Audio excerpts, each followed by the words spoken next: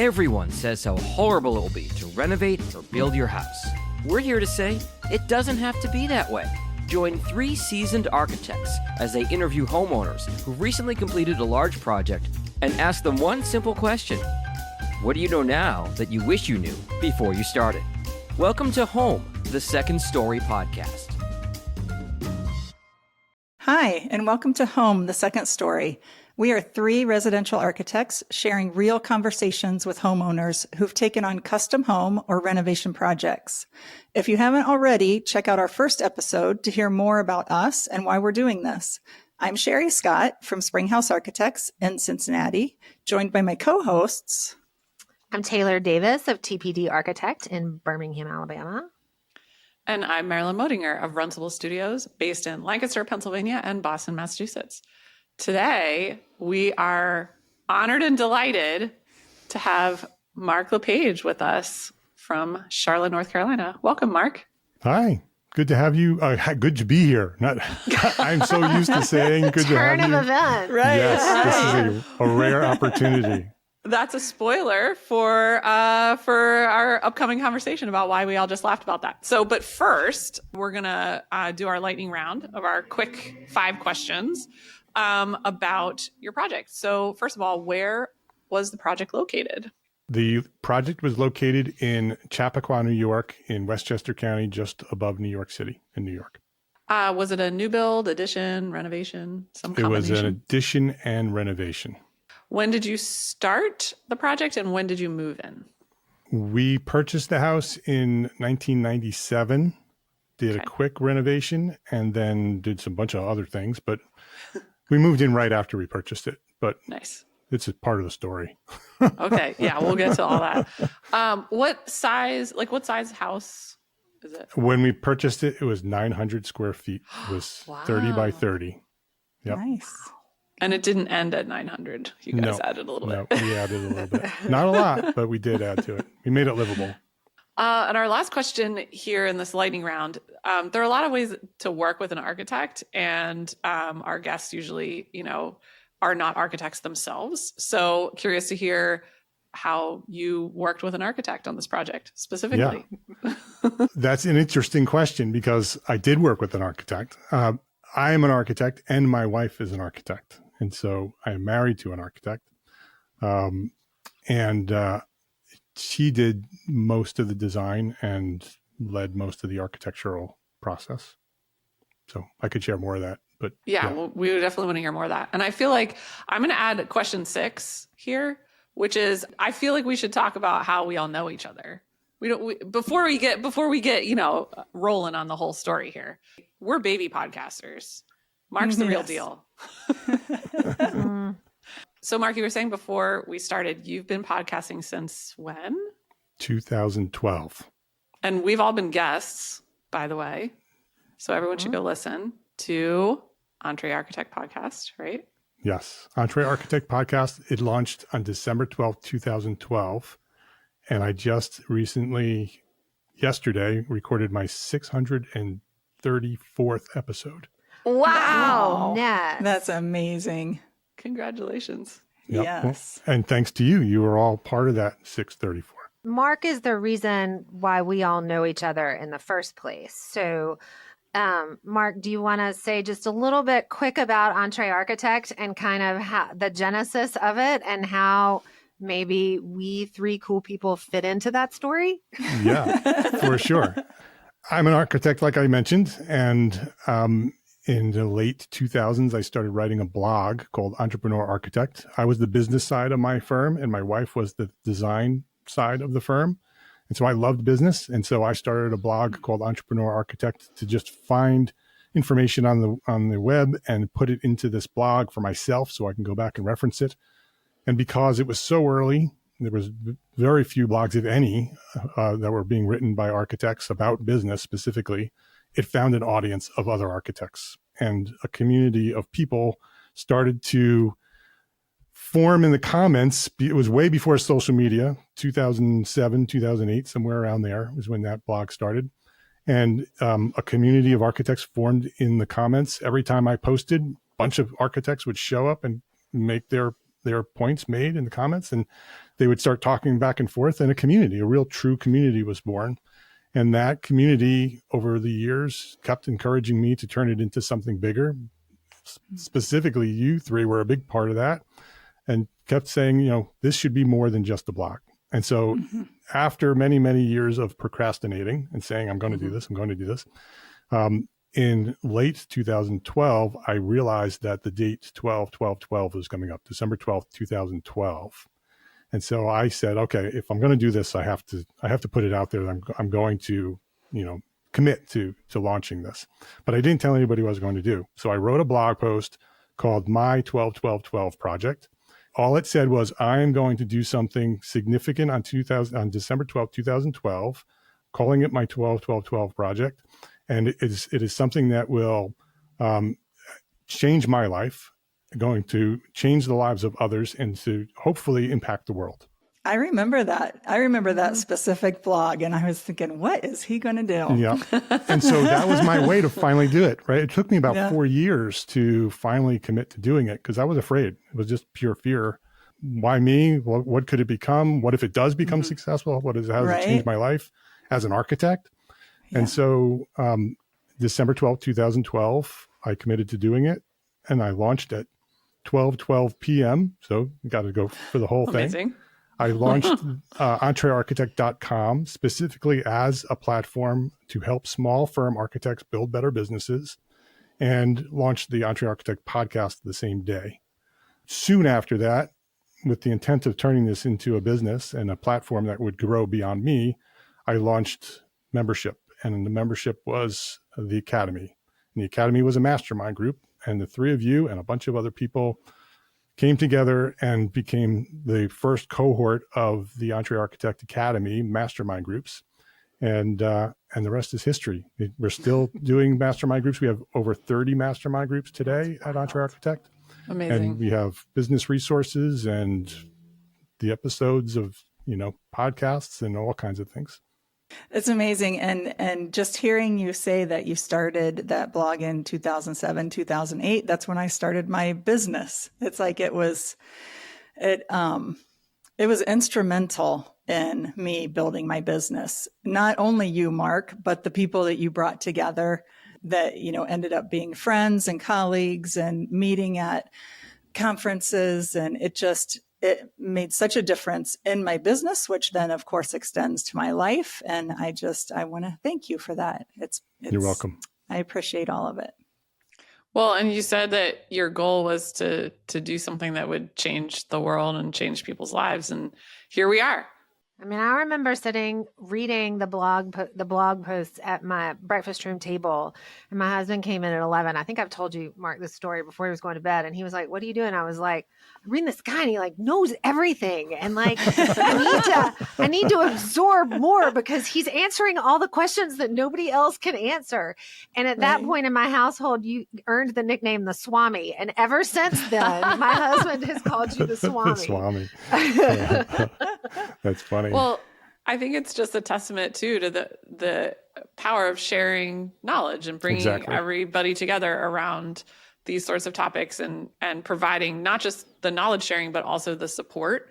And I know it was a big impetus to the three of us starting this podcast as well, is to say, what would be helpful given the knowledge that we have and the experience that we have? What would be helpful to a larger platform, to people? How can we take this and take it beyond the conversations that we have together internally and help people with their projects? So thank you. Yeah, you're very welcome. You were a significant instrumental part of the launch of it. And so it is reciprocal that I appreciate you as much as you appreciate what I've built. And so it would not exist unless people like you became part of it and shared your knowledge. One of the mantra that I have, that I share at the end of my podcast, is love, learn, share. And that's my message to the world, is if we can just love more and care about one another and learn as much as we can, and then share as much as we can, the world can become a better place. And if I could do that in a small microcosm of architects who are trying to help one another in a profession that for generations hid their information and would not share and were very competitive. And, I wanted to change that. And over the time, the architects came together and formed a community, and I just put it out there. I just built the framework, and the people who came together are the ones who turned it into what it is today. Well, and in the end, all of that helps homeowners, which is ultimately what we're also interested in doing. Exactly. Is helping the profession be better at being architects and running sound businesses and having good practices means that we're able to serve homeowners better. And that's our passion too, as practicing residential architects, right? Is to figure out how to serve. So in the spirit of sharing, we're going to put you back on the hot seat. That's right. All right. Sounds good. Enough of this love fest. Yeah, exactly. Go, Sherry. Okay, so Mark, relative to your project in New York, we want to hear all about that process and how it went and what you learned. And so what did life look like before you started this project? What was the catalyst that made you say, okay, now is the time to really do this? Annmarie is my wife. Annmarie and I were married in 1996. And we lived in a town called Pleasantville in New York, just above New York City.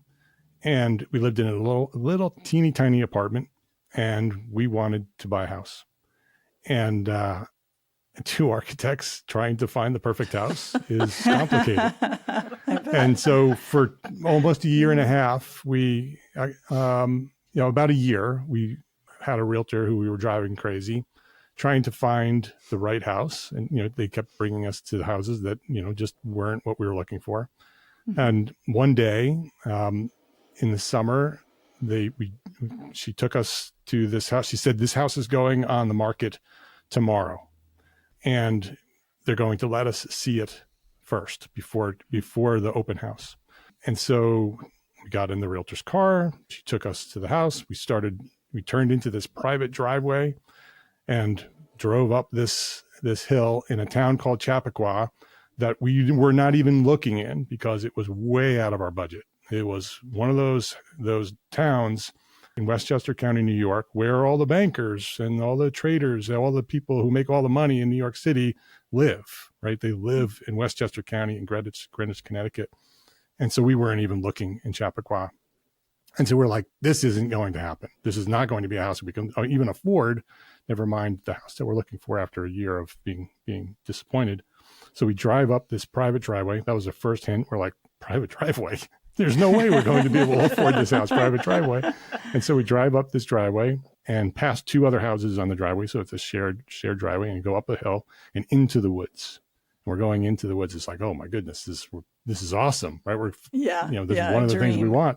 And so we drive up, and up on the hill, as we're coming up the hill, up above us is this little tiny stucco cottage with this little wooden door. There's a round top door with this perfect little gable. It was just this square, 30 by 30, with this little square roof, or a little gable roof. And it was perfect. So we looked at it, and we both looked at each other immediately and said, oh, this is going to be good. Mm-hmm. And it was very overgrown. The trees have all overgrown, and the plantings look like they're probably 50 years old.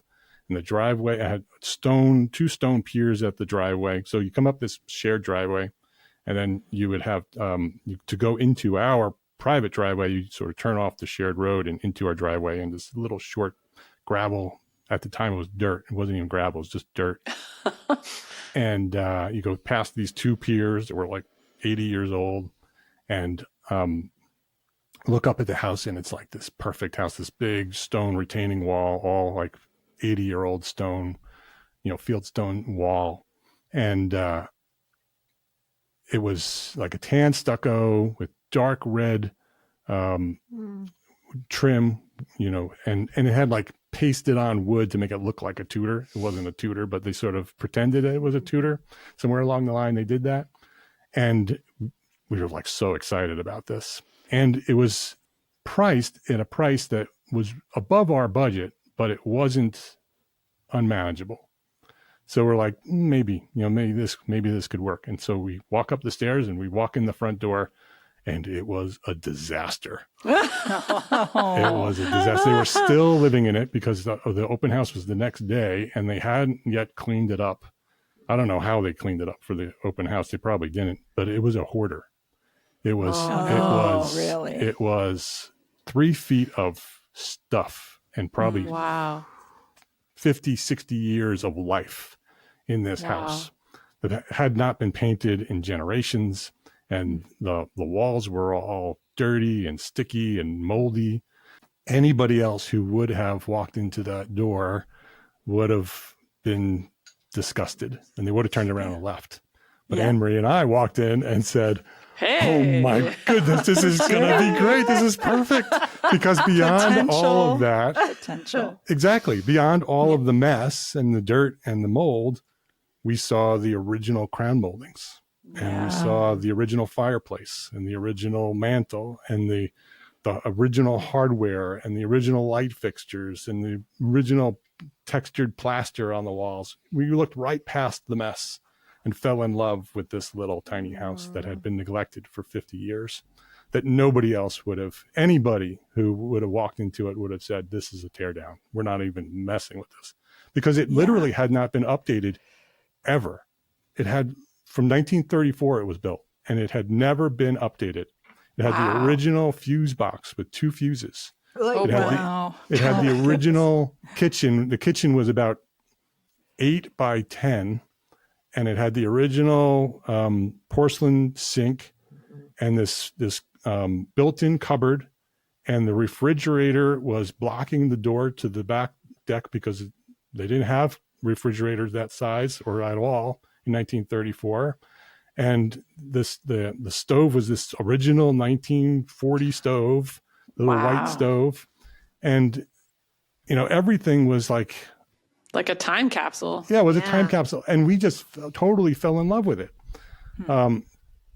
Obviously, it was going to be a lot of work, but it also allowed us to afford this house. Right.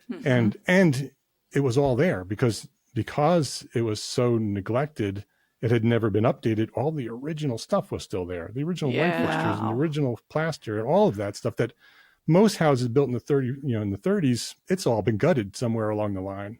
And so a house that's built in 1934 that still has all of the 1934 life and design and details is unheard of. And hidden treasure. Exactly. And so we immediately put an offer on it.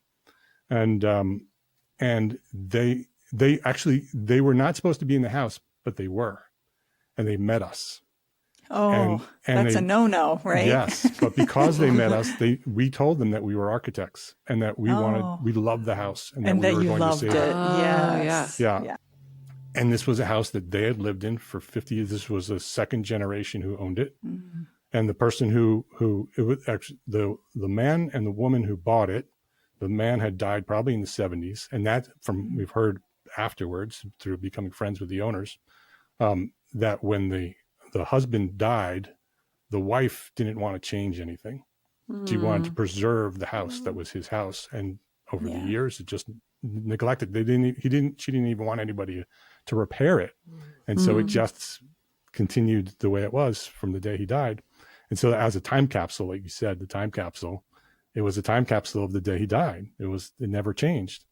But because they met us and they knew that we wanted to preserve it and they loved it and they didn't want it to die or be torn down because they knew that was what was going to happen, they accepted our offer. It was a cash offer, lower than they were asking.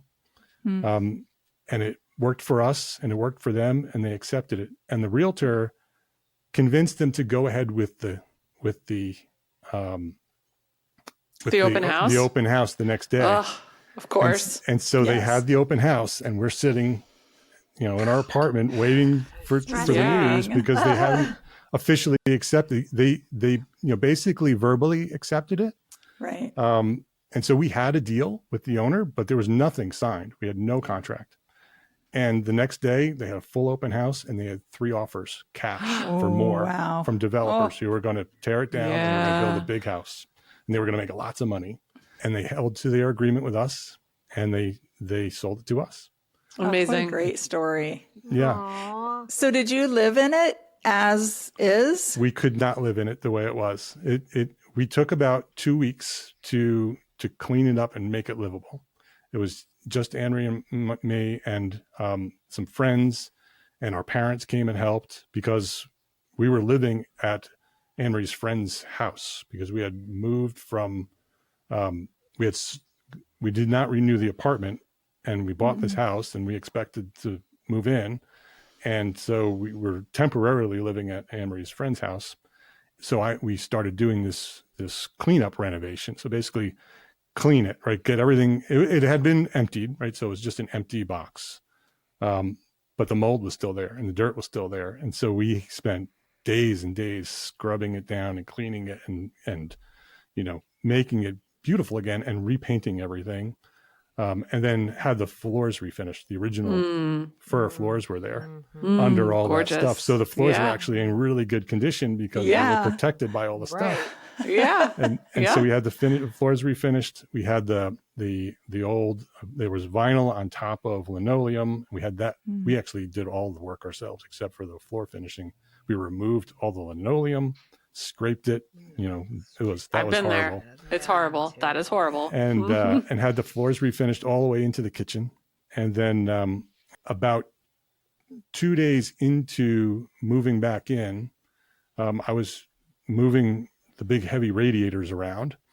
And the next day we were at the storage unit and I dropped a towel and I went down to pick up the towel and my back popped.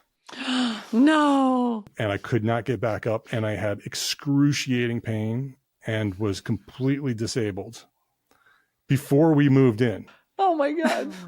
And so they got me into the car and they drove me back to Annmarie's friend's house and put me on the couch.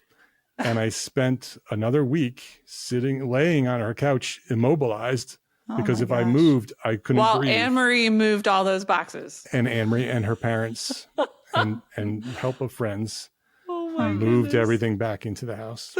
And then eventually I got back into the house. And so that was the first piece of it, was getting it available to live in, to make it healthy, right? To make it livable. And so that was the first phase. So we had 3 phases on that house. What was the start of the second phase? The second phase was an addition. How long after you moved in? It was quite a bit. We lived in, and that's a whole other, all these memories are coming back. Yeah, I bet. We lived in it for several years, had kids. And so we had our first James, and then we had Henry, and Henry was about a year and a half old when we did that. And he was born in 2004. And so 2005, I guess we did the addition.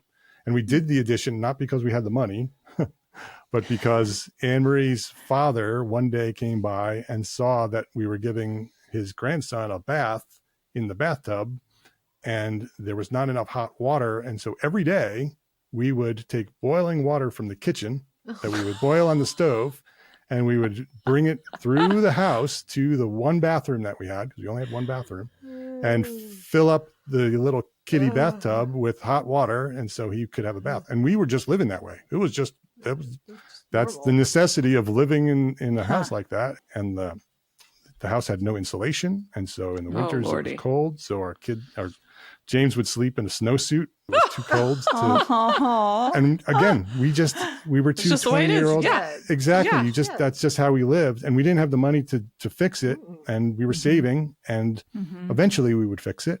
And my father-in-law, who is an amazing man, who I love tremendously, both my in-laws are amazing people, said, we're going to do this addition. And he lent us the money to do the addition, and we fixed it. So what we did is we replaced all of the windows, put all brand new windows in, made them look like the old original windows. So all, had the same patterns, and basically we restored it to look like the original house. We put a second floor on it, which was just big enough to have a master bedroom. So we sort of tucked it in under the roof. So we added a second floor, but but had a really low roof, so it still kept the scale down. Mm-hmm. And we added an addition on the back, so we enlarged the kitchen and the dining room. The dining room, that's funny, I call it a dining room. It literally was the hallway from the living room into the kitchen, because it was 30 by 30 was the original house. Right. And so that original house had 2 bedrooms, a living room, a little alcove they called the dining room, and this little kitchen that I described earlier in the back corner, and then a stair that went down to the basement, had a full basement. And under the bedroom was a 1-car garage that could fit a 1934 vehicle, with this big carriage door, swinging carriage doors on it. That was what we bought. And so we added the space above it, put in an addition off the back. So basically put a square off the back square. So sort of a square on the back corner where the kitchen was. So we made a larger kitchen, a larger dining room, and added a stair up to the second floor, which was basically right on top of the old stair that went down to the basement. And that gave us a master bedroom suite upstairs. We put another bathroom upstairs. The whole entire space was just big open room, with the idea that in the future you could block it off and make it additional rooms. We didn't have the septic to have 4 bedrooms, so we had 3 bedrooms. So bedroom upstairs, bathroom upstairs, larger kitchen, larger dining room, and finished the basement. That was what we did on the first project, and started our architecture firm in the basement. Actually started the architecture firm in the basement before we did any of that. And so that was phase 2. So how did that process look? Like, I know you guys are both architects. So did you spend years planning, or, take us through that process a little bit? We had a much more difficult time finding the house than designing and building it, because that was our expertise. And I learned a long time ago, way before I married my wife, that she is an exceptional designer, and that when we try to design together, it doesn't work. That's very good to know. Which is why I took the business side and she took the design side of the firm. But we did the same. I do the same. I've always done it since I learned that, because we tried to design once together and it did not work once. in any way. Exactly. And so we never wanted to experience that relationship again. And so we never did that again. And so I defer all design to Annmarie. And she's an exceptional designer. She does great work, interiors and architecture. And so it was very easy. She designed what she wanted, and I said, that looks great. Let's do it.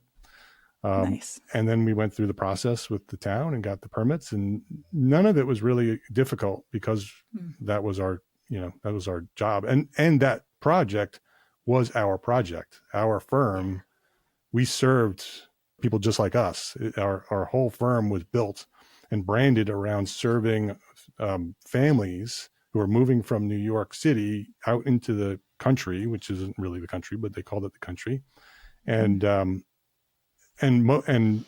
there's no place to build new houses in Westchester County because it's old. And so everything is a renovation. So our whole firm's mission was to help these families modernize and update these old houses. And so it was easy to do our own project in terms of the process.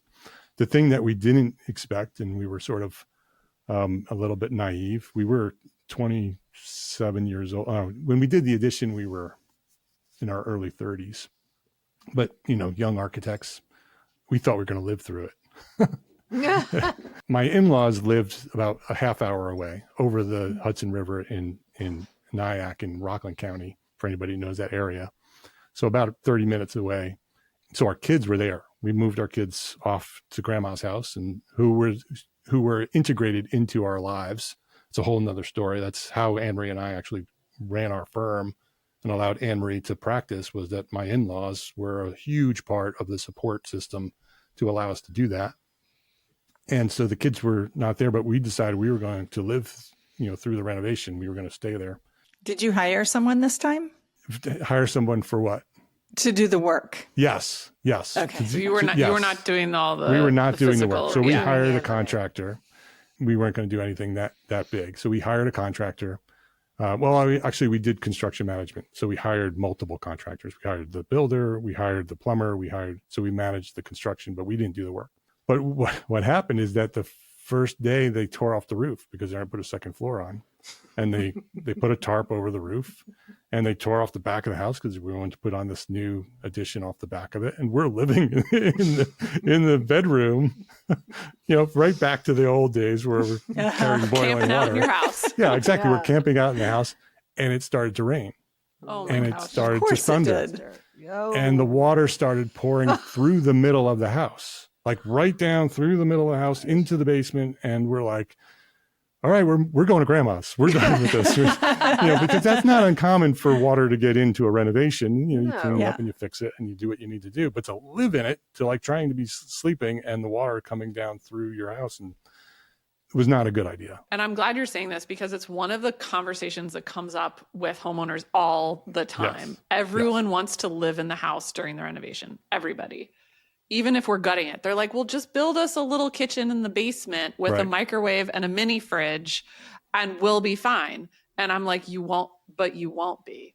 So that's interesting I grew up in a house where we did a renovation while we lived in it. And that's partially that trauma is, why I say that. I am in my 5th month of living in my basement during a bathroom renovation.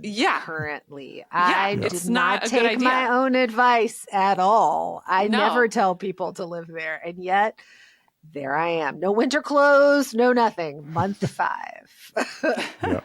I think that's valuable experience as well. Like, to be able to tell that to homeowners and to say like, do you really want to be waking up in the middle of the night and the water's coming through the middle of your house? And that's the story I would tell when my clients would come to me and say, can we live through it? No, you can't live through it. You have to move. Not if the roof's off. Yeah, yeah, exactly. Sometimes you can, but Sometimes. But if it's a major renovation where the exterior weather is going to be inside your house, you can't live through it. You have to find a place to live. And the other part is, and I'm sure you face this as well, the subcontractors and everybody need to work. And if they're working around you and they have to hook up the electrical every night, make sure the water's on every night, and they can't come at 6 a.m. because you're getting ready for work or whatever, like they'll go slower. So. Exactly. And they'll charge you more. If a contractor knows that you're going to be living in the house, they won't tell you, but the price will be more than if you just give them free rein to do their job and to do what they do.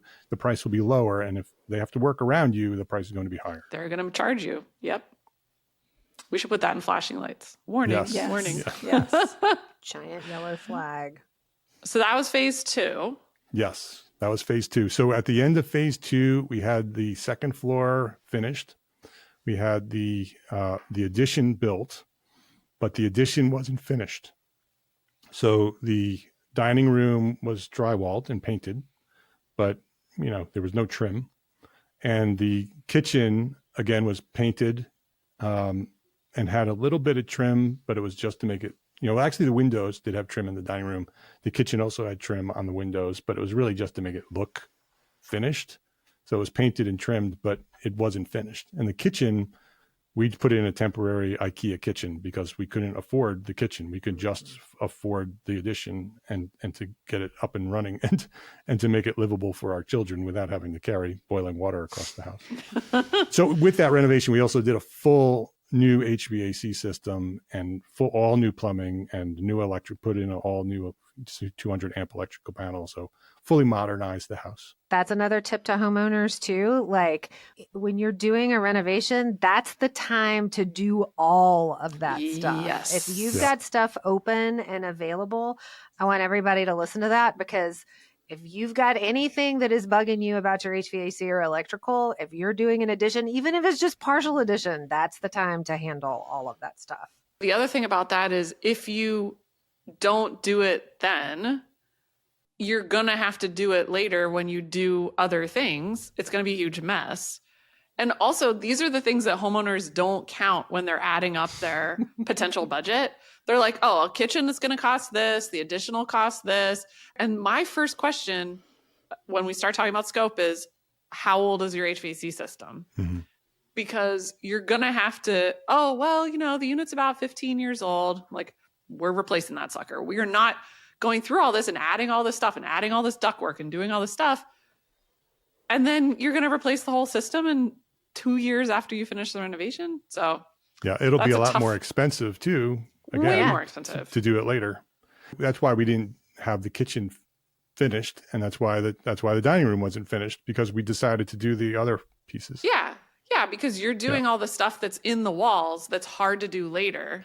But no fun. No It's fun. No fun to pay for Not those things. sexy. Yes, and no not fun. Nobody see it. talks about it at a party. You can't go show in your guests. how comfortable I know. you are. Like, guys, I just rewired my whole building. I just separated my utilities. You want to see pictures of the wires? Yeah, check it out. Knob and Look at this tube grounding turned rod. modern. Yeah. I know. This is why I don't get invited to parties. That's why homeowners would much rather see have a kitchen than to, upgrade their HVAC, because you can't see any of that You stuff. can't see Right. it. But the way you did it was set it up so that Right. then Exactly. I'm hoping that Smart. phase 3 is like the fun stuff. That is phase 3. Phase 3 is a little bit of do it yourself. So I finished out the dining room. I did all new wood paneling. So I put in all new wood paneling in the dining room and crown molding. And so finished the dining room, then repainted it the colors we really wanted it to be. And then the kitchen, we put in a brand new, beautiful kitchen that, met the level of the standard of the neighborhood. And that was important too, right? That Yep. we're going to put all this effort into saving this house. We wanted to make sure that when we were ready to leave, that because we looked at owning that house as being stewards of that house, Yeah. that for one, we rescued it, right? It was going to be torn down. And so Yeah. part of our feeling was that we are rescuing this house, and we have to make sure that we are setting it up to survive beyond us, because the next builder's right behind us, ready to tear it down when we sell it. We don't want to sell it to a builder either that's going to tear it down. Mhm. So we made sure that whatever we did to it, we built it to the level that made it much more difficult to tear it down. So the kitchen, we put in a beautiful crown point kitchen, and put in beautiful appliances and stretched to do all that. But that's why it was phase 3. Yeah. We saved our money to build what we wanted, and then designed and built, the phase 3 was to finish the kitchen and the dining room. How long was it between the second phase and the third phase? Did you live there for a while? Yeah, a couple of years. I don't remember exactly, but it was Okay. several years, maybe. I don't know. But yeah, it wasn't right away, because we were saving our money to make sure that we can do that. The big kitchen. My father-in-law wasn't going to help me with the second one, although he No, did end no, up. you just got hot water. Yeah. Yeah. Another thing that homeowners are often asking us in renovations is, can I phase the project? So they want to do it as you're describing. So phase 1, phase 2, phase 3. Yeah. What you're describing is basically for several years, maybe the better part of a decade, you are doing a variety of projects, or Yeah. saving for projects, or being under construction. So given what you experienced, what would you advise homeowners if you showed up, if a homeowner called you and said, I just bought this house? Yeah. What's the game plan? The first thing and that was often the projects that we would have as architects. Yeah. And so the first thing we would do is a master plan. If somebody had a big project and they could not afford the whole project, do a master plan. So design it all out, get it all on paper, just like you want, but the architect knows that it's going to be multi-phased. And so they'll design it differently than if they were going to build it, potentially differently than if they were Right. all going to build it at one time, right? They're two different projects. If you said, I have $1 million to do exactly what I want, or I have $500,000 to do part of what I want, that project will be designed in different ways. Yeah. And so design out the whole project, plan it out, what's going to be phase 1, what's going to be phase 2, what's going to be phase 3, put some preliminary numbers on what those things will be, and then go through your phases, build phase 1. But when you build phase 1, preparing for phase 2, like us, if you do build something that isn't going to be completely finished, finish it enough in a different way, save your money, do it inexpensively, but finish it so you can live in it, right? Because life goes really fast. Yeah. Right. And so if you That's good advice. just have an empty room that someday is going to be the kitchen, right? But you don't really have a kitchen. That's not a good example. But if like maybe the dining room, like the dining room, eventually we wanted this paneled dining room, but, it's not going to happen right away. So we finished the dining room, painted it, trimmed it out, Anybody who walked into it would think, oh, it's a nice dining room, but it wasn't what we imagined. But it would, it was finished enough to live in it. So you don't want to live in construction your whole life. No. I lived in a house like that. My father did all the work on the house that we grew up in, and it was constantly under construction. Yeah. We lived in a constant renovation, which is, lead me to architecture and construction and taught me a lot. And so there's a good side to that as well. But it also, you raise your family in construction on plywood floors and unfinished walls and, cold breezes. And I would recommend that you finish it enough that you live in it and you can enjoy it. And then when you're ready for phase 2, take out the stuff that was inexpensive to put in that you enjoyed for a couple of years, and then build phase 2 and then phase 3. Yeah, that makes sense. And especially these days, right now, with construction prices being what they are, it's difficult to come up with a giant chunk of money to do the whole project potentially. So, but Mark, smart phasing is got to be it. You got to think about that. What I like about the way you talk about phasing is a little bit different, because a lot of times what we see, and we've talked about this before, is that people kind of want to draw a red line around a part of their plan and call that phase 1, and then draw another red line around it and call it phase 2, and act as if I talk about it. I was like, this is not like the imaginary first down line that I see on the on when I watch football games. Like, there's no line there. Like, it doesn't. There is no way to sort of cordon this off. It's going to connect to different systems, structurally, mechanically, electrically, plumbing wise. Like, you can't just. That line is very porous. So what you're talking about you're doing is you did the work and then your phases subsequently filled out. So it was almost like you stacked as opposed to sort of bubbled, which is kind of a weird way of saying that. But I like the way that you talk about structuring that phasing, because I think it's very different from what people generally think of as phasing. I would offer one other suggestion to homeowners working with architects, because this is something that and this isn't really anything to do with my project, but be honest with your architect about the budget. Don't hide your money. Thank you. Thank you. Because that happened a lot with us, and I know it happens with you as well. And people have more than, because they watch HGTV and they tell you inaccuracies about how the process actually works. Right. If an architect they're lies, Mark. Yeah, architects are not going to spend your money just because you have the money. If you tell them that you have this amount, but you only want to spend this amount, that's different than not telling them about that amount, right? Because the project will be different. It'll be better if they know the truth. Because often what happens is that you'll design the cheaper project, you'll go to build it, and then the magic money will come in. Oh, I want to expose that. And now because the magic money just appeared, you're adding into something that wasn't planned for. And it's never as good as it could have been if you just told us the money was there in the first place and that you had planned to spend it. We promise that we will be responsible with your money. It's part of our job. Part of being a steward. Yeah, that's our job. And also on top of that, when someone says, well, I don't want to tell you my budget because then you're going to spend it all. Right. And I'm like, well, then don't tell me a number you're not comfortable spending all of. Exactly. Be honest with yourself as well as your architect. Yes. And so if someone says, I have $100,000 for this project, then the next question I'm always asking is, because homeowners speak of project budget, not construction budget. So they actually, that 100,000 has to include everything. They're thinking about the furniture they're going to put in. Yeah. They're thinking about, they don't know that the architect's fees are usually separate from that. They don't know that, a survey might be separate from that, or going through zoning might cost money that's different than that. So their construction budget may actually only be 50,000 after they're done taking all that other stuff out. And by the way, contingency, you should set aside for contingency. And the way I presented contingency is that I always presented it in a way that this is money that we are going to spend. We just don't know what it's spending, where we're going to spend it on yet. It's not money that we're hiding and that, if you need it, it'll be there. No, it's going to be needed. This is a renovation project. Things that we don't expect are going to happen.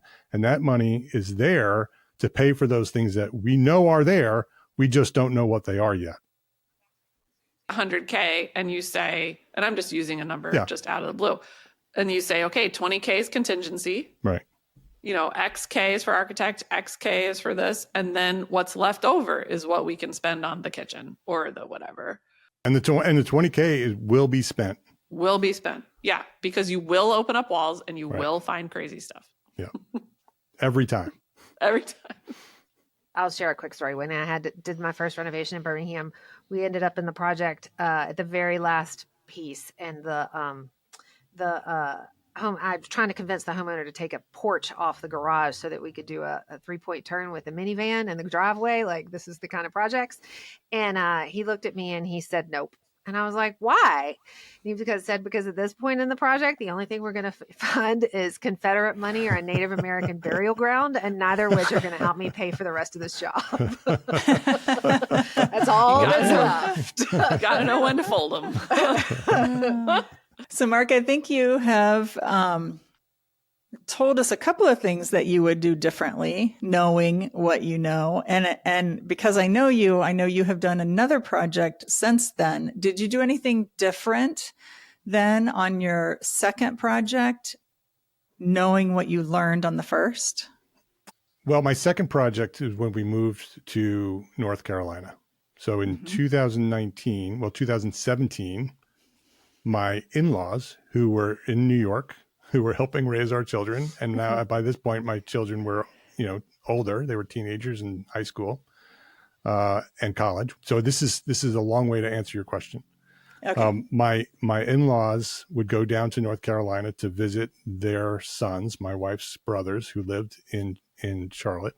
And they would just go down to visit every year.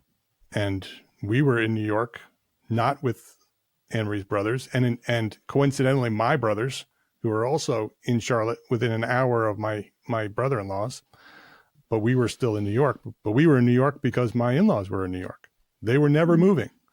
2017, they went down to visit and they bought a house while they were there. Oh, so it all changed. My brother-in-law brought them to show them a house, never imagining that they would buy a house. And my mother-in-law said, oh, this is nice. I could imagine living here. And that was all he needed.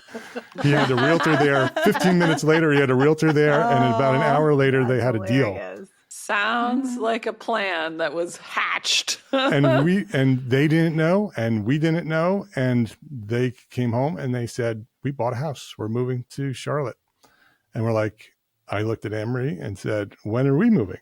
Because the only reason we were there was because they were there, and we were going to be there as long as they were there. We wanted to make sure that we were there with them to support them and to have them be able to support us. And so when they left, we're like, okay, we're going to go too. And so they wrapped up in 90 days. They cleaned up a house that they had lived in for 50 years, sold it, and moved to North Carolina. Wow. Within, Amazing. 3 or 4 months of I will never move to now living in North Carolina. Right. And so, but we were practicing in New York. And so we had a firm with clients and projects. And so we decided, okay, we're going to finish all of our projects, go through all our commitments, finished everything. And a year and a half, we moved to North Carolina as well. And the house that we bought was a house that was a short sale. And that's a whole other story. The short sale, the realtor of the house that was selling the short sale house was the owner of the house that was having a short sale, who didn't want his house to be sold. I don't know how that's legal or how it worked out, but he was a licensed realtor and he was the selling agent on the house. My realtor did not like that her profession was being played with that way. So she was going to get this house for us. And Annmarie loved this house and wasn't going to let that happen. And so we ended up buying the house. But the house was built in 1993 and had never been renovated. So we bought it in 2019. It was built in 1993 and was still 1993. So and I think the kitchen, somewhere along the line, the kitchen probably was renovated. And so this house was in great shape, but was still 1993. The outside was synthetic stucco with fake arched windows. this horribly proportioned front entrance with these ceramic tile stairs that went up that were like 12 by 12 riser runs. This horrible front entrance. And again, we saw it and looked right past all of that and said, oh, we're going to make this into this beautiful little house. And so we bought it and we did a whole house exterior renovation on it. So put a replaced all the windows and doors, put a huge sliding glass door off the kitchen. The house originally had these big, when you walked into the living room, these big windows that looked out to the backyard. And removed all of the stucco, which we thought was going to be a huge problem because synthetic stucco in the 90s in the South is a mold problem for everybody. Welcome to my And world. we removed that stucco, and there was one place with a leaky window that had rotted wood. So lucky. And we were incredibly lucky. And so we had that money budgeted to fix that problem, and that problem didn't exist. And so removed the stucco, put all new windows in, put up hardy plank clapboards, and made it look like this little southern white cottage. Removed that front entrance, put a new front porch on it, and renovated. And that was the first phase. So full exterior renovation. Second phase was a new kitchen and dining room. So we replaced the probably early 2000s kitchen, replaced that. And so lessons, again, we project managed it, and that probably was a problem because we were trying to save money, and we hired some people who said they could do projects at a certain time limit. We were new to the South, to Northerners moving to the South, not realizing that the South moves at a different time zone. Different pace. Yeah. Very different pace, which we love today and loved then, but didn't recognize that translated to contractors. And you probably didn't know the contractors. We didn't know any of the contracts. Yeah, contractors we were lucky to know architects down here because of EntreArchitect. I have a very large network, so I know architects everywhere in the United States. And so when I moved here, I had friends here who helped me recommend contractors, and that was a huge help. Don Duffy, I don't know if any of you know Don Duffy, was a huge help. He lives close by and has helped us with this. And that was a big part of how we got it done. Oh, the lesson was not knowing, the way that contractors pace themselves in the South.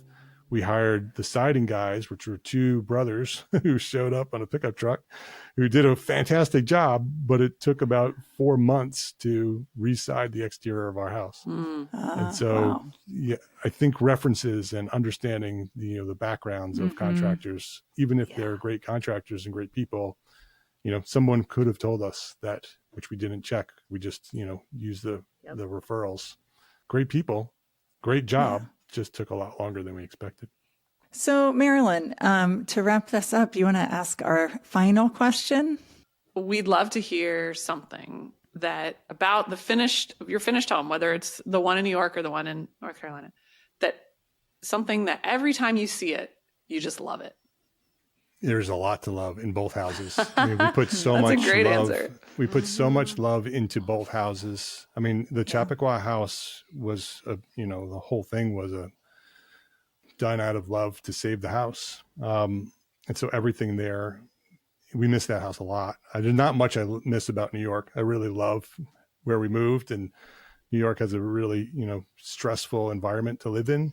But I love the house. I miss the house tremendously. But the house that we're in today is awesome. It's much bigger than the house in New York. And I would say my favorite space is our screen porch. We didn't have a screen porch in New York, and North Carolina has fantastic weather.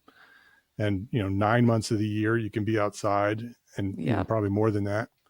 And I eat breakfast outside every day and lunch outside every day. And it's my screen porch. And so I would say, love it. Great. But I love it all. I'll send you pictures. I follow you on Instagram. I've been watching it. There's the little back house. You've got window boxes. I've seen it all. That back house is a whole nother episode. The back if you'd house like. is totally cool. That's true. That's Yeah. Henry's house. Well, Mark, thank you so much for coming on and sharing, first of all, your journey with EntreArchitect and how we all met, and then your journey with your renovation. I think we got a lot of good tidbits that our listeners can pay attention to and maybe take into their own project. Well, thank you. Thank you for inviting me. It was an honor and a pleasure to be part of this. I was excited to be on it. It was our honor. I made me get choked up. So that was a great episode with Mark, and we all love him, of course. A lot of stories about the projects that he's done. I thought it was interesting. The point I pulled out of it early on was just how architects tend to see potential in projects that maybe people that are going to see a house don't. The other ones that put in offers were going to tear the house down, and they saw some potential there and made it into a home that they ultimately loved. Because they saw that potential, they were actually able to get a house in a very expensive area for real estate. So because they were willing to see the potential in something that maybe others were passing by, or that just developers were going to buy and tear down, that enabled them to kind of get in to a market that otherwise they might not have been able to get into. And I think, that's the case for all of us. It's certainly the case for a lot of my clients in the Boston area. It's a tough market a lot of times. And so you got to kind of come in and see those opportunities for a project that you can really make special, even if it doesn't look very special on day one. Mm-hmm. I'll say this, the thing that came through for me was how much love they had for that house and how much it was sort of part of their family. It's like a character in their family story. And I think, lots of people feel that way, but residential architects feel that way about houses acutely. Yes. We love them. We love them. So we love on them. We love them. We love the fact that you love your house. So working with someone who loves houses like you love your house inevitably makes for a better project. That's part of that's why we do this, is because we love them so much. And you could hear so much of that emotion as he was talking about his project. Absolutely. And technically being stewards of the home. That's right. And I think that's where we come in sometimes, where we understand the feelings that go into a home and why you love a home. And being a steward of a building is very important, and they're not disposable. They're not supposed to be disposable and tear one down and build a bigger one behind it. I really liked that perspective of his. I did too. And I also think that laced sort of throughout Mark's stories and comments was also just that importance or an advantage of having someone who's thinking strategically about how to do projects. So it isn't just like, what do we want the kitchen to look like? But it's much more, how do we get this project executed that fits our family, that fits our lifestyle, that fits our budget, that fits our plan and our time horizon for being in this home. And I think that's something that I wish people knew more. And so I guess we're here talking about it, but that architects are here not just to draw up plans and that's it, but to help homeowners early in the process with strategizing. What's going to be possible here? How can we make this work for you over the course of the 20 years that you might be in the home? So there's master planning that's about the renovation, and we're going to do the electrical, and we're going to fix the kitchen, and but there's also master planning about your budget and your family and your, that kind of thing that we're there to do. And we have experience with that. And I hope people take that away from Mark's comments as well. And of course, we're always grateful to Mark for bringing us together. Absolutely. 100%. Yeah, we would not know each other without him. So we are very grateful.